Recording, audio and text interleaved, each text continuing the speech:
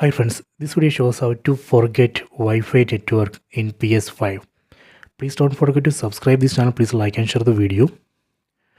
First, we need to go to settings. Select settings from top right corner.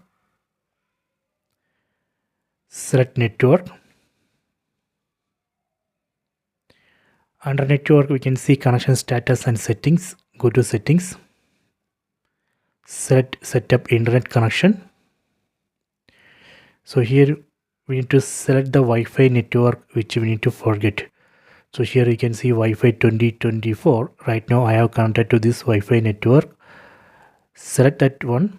Then we need to press options button on PS5 DualSense controller. Press options button. Now we can see the options. Here select forget. Select OK. Done. So this way we can forget Wi-Fi network in PS5. I hope you have enjoyed this video. Please subscribe this channel. Please like and share the video.